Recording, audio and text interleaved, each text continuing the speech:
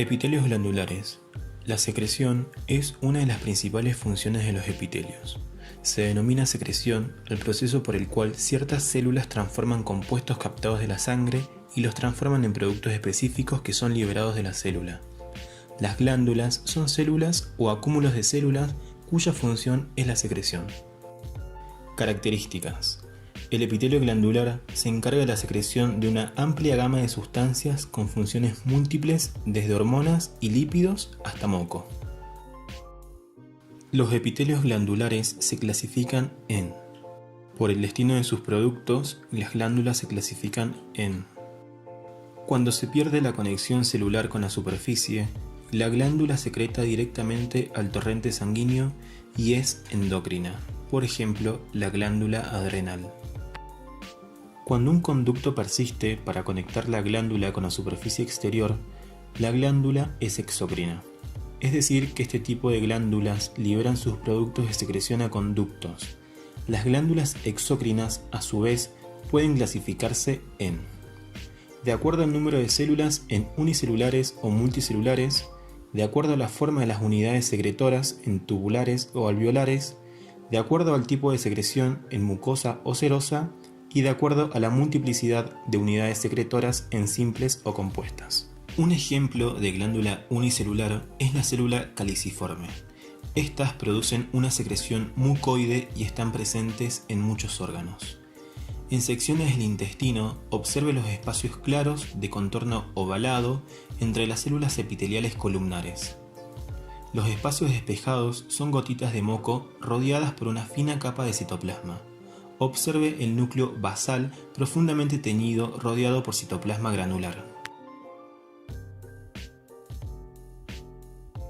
Las glándulas multicelulares se definen sobre la base de la forma y multiplicidad de sus unidades secretoras. Tenemos a: glándulas tubulares simples. Obsérvese las invaginaciones tubulares que se extienden hacia el tejido conectivo en el revestimiento del colon de un perro.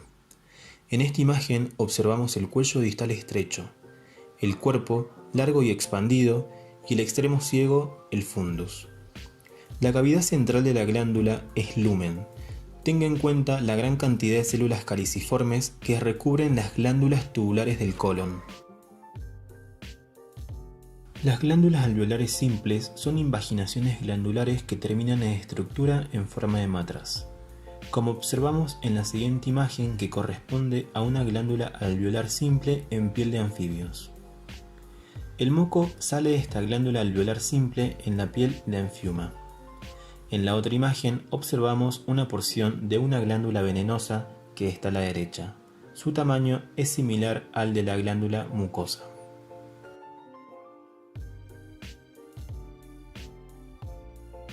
Glándulas alveolares compuestas. Esta glándula está compuesta por muchos alvéolos que vierten su secreción en un conducto común.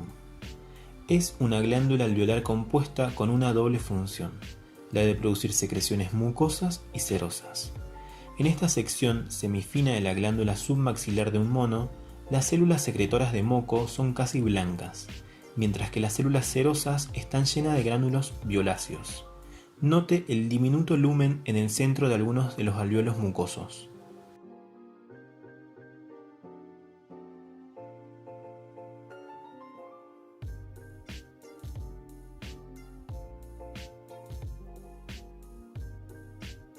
Según el mecanismo de secreción, glándulas holocrinas. Una célula de una glándula holocrina acumula productos secretores en su citoplasma, luego muere y se desintegra. Las células muertas enteras se descargan y constituyen la secreción. La reproducción constante de células basales menos diferenciadas proporciona un suministro constante de células que se diferencian en células secretoras.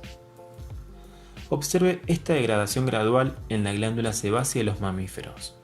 La primera imagen corresponde a una sección de glándulas sebáceas del cuero cabelludo humano.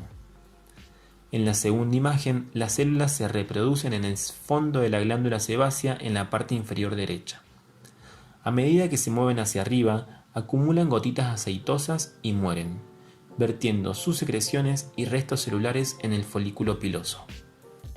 Las glándulas merocrinas secretan sin pérdida de ninguna parte de la célula, dado que las gotitas secretoras son inclusiones citoplasmáticas. En realidad no forman parte del citoplasma, aunque son fabricadas por él. Estas gotitas pasan a través de la membrana celular por exocitosis sin pérdida de citoplasma en el proceso. La mayoría de las glándulas son merocrinas. En las glándulas apócrinas, el proceso es muy similar al de las glándulas merocrinas, excepto que se pierde un poco de citoplasma durante la secreción. El producto secresor es a menudo lípido, y dado que la célula no puede formar una membrana que contenga lípidos alrededor de una gota de lípido, una película delgada de matriz citoplasmática acuosa interviene entre la gota y su membrana. Esta pequeña cantidad de citoplasma se pierde. Algunos ejemplos de glándulas apócrinas son las glándulas mamarias y algunas glándulas sudoríparas especializadas. Glándulas citocrinas. El material de secreción es transferido de una célula al citoplasma de otra célula, como por ejemplo los melanocitos transfieren su producto de secreción a las células vecinas, como los queratinocitos, para brindarle la coloración a la piel. Los gránulos de melanina pasan a las prolongaciones celulares del melanocito. El extremo de las prolongaciones de los melanocitos es fagocitado por los queratinocitos. Este tipo de secreción se llama secreción citocrina.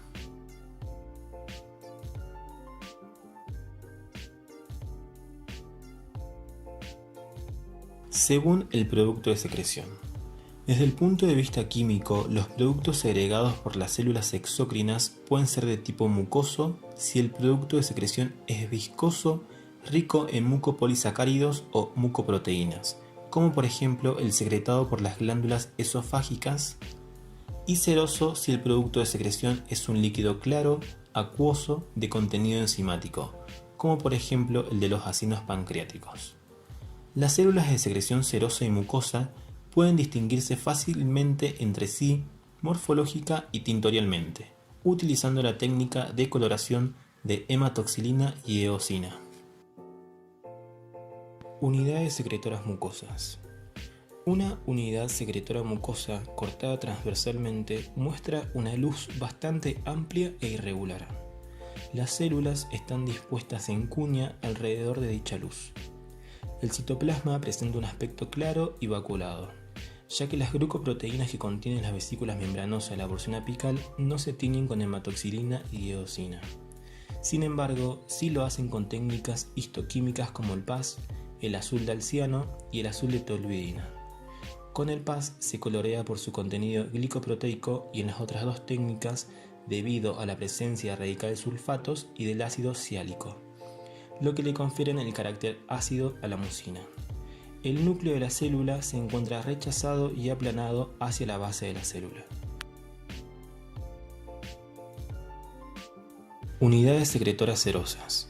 Las células serosas tienen forma piramidal y se disponen en alvéolos típicamente redondeados o piriformes, con una luz central pequeña y regular. Con el microscopio óptico en un corte teñido con hematoxilina y eosina, el citoplasma basal es intensamente basófilo por su contenido en ribosomas libres y cisternas del retículo endoplásmico rugoso. El núcleo se halla cerca de la base de la célula, pero no directamente adosado a su membrana. El citoplasma apical muestra gránulos eosinófilos denominados gránulos decimógeno, los que pueden observarse en preparaciones bien fijadas. Al microscopio electrónico se observan como vesículas redondeadas de membrana. Unidades secretoras mixtas. Algunas glándulas son de tipo mixto, ya que presentan unidades serosas y mucosas, o una combinación de ambas. La combinación suele consistir en unidades mucosas redondeadas de agregados serosos en forma semilunar, los que han sido denominados medialunas serosas.